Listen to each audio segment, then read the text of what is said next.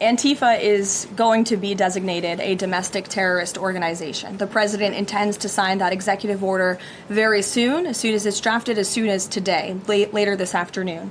And this is something the president campaigned on because we have seen a rise in violence perpetuated by Antifa radical people across this country who subscribe to this group.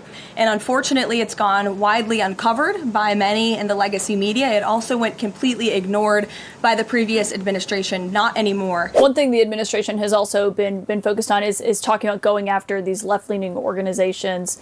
We've heard it from Stephen Miller, from the vice president, from President Trump himself.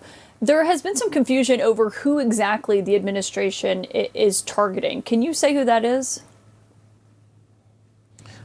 I don't think there's confusion about who we're targeting, Caitlin. We've been very clear about who we're targeting to the extent that there are organized groups raising money with the intent to organize individuals to commit acts of violence, whether it's against law enforcement, whether it's against individuals, whether it's against people in this administration, whether it's against Democrats.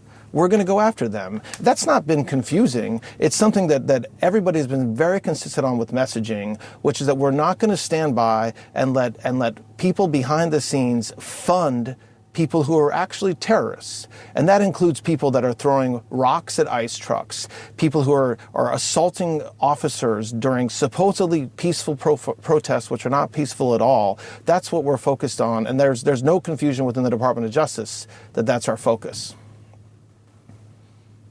But which groups specifically are you talking about? Well, look, I'm not going to name groups here. That's not fair to them. And you haven't heard people within the administration come out and name groups. That being said, we know that when there are these violent protests against ICE, against other individuals, that it is not just by luck or happenstance that those people show up with gas masks, that they show up with rocks, with chunks of brick. That doesn't just happen by sheer luck. There's an organized effort to do that, and that's who we're looking at. NPR, sir. Regarding Are they still here?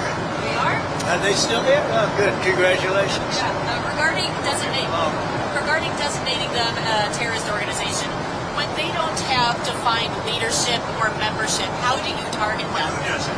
Antifa. We're going to find out, right? We're going to see. People have been talking about it for a long time. We're going to see. Did they have anything to do with your network? But we're going to find out. The Trump administration is scrambling and spending all U.S. tax dollars to keep Donald Trump's feelings from being hurt, to shield him from all the mean people who have so many bad things to say about him. And he just can't handle it. So you already are familiar with what happened with Jimmy Kimmel and how ABC brought him back. But also we got to talk about how Donald Trump recently designated Antifa to be a terrorist organization. Now, obviously, the biggest issue with that is Antifa is just a goalpost that can be endlessly moved, a can that can endlessly be kicked down the road. Just like Hamas with Israel could be anybody who supports Palestine being a state or Palestinian lives in general. It's the same thing. So anybody who's speaking out against Donald Trump and his regime and all of the things that he's doing could potentially be lumped into the category of Antifa. But at the end of the day, we got to keep the fight alive. But this all really just boils back to Donald Trump's raging sense of insecurity and the fact that he never really wanted to be president in the first place because he basically accidentally became president in 2015. We talk about this all the time. Hillary Clinton's terrible at campaigning. Before she lost to Donald Trump, she lost to a black man who nobody who had ever heard of before. Ain't nobody ever heard of this black man before. And a Clinton, a dynasty last name, you lost to him. And then you go on to lose to Donald Trump, right? So it was just hell waiting to happen. And then he became president and he was, doing what he does. He breaks like every law. He just breathes and he breaks all the laws. And then he ran a second time to stay out of prison. And now he's still caught up in the corruption. So he's not having a good time. But now he's just out to make sure that people say nice things about him. And the Trump administration is doing everything they can to keep this man's feelings from being hurt.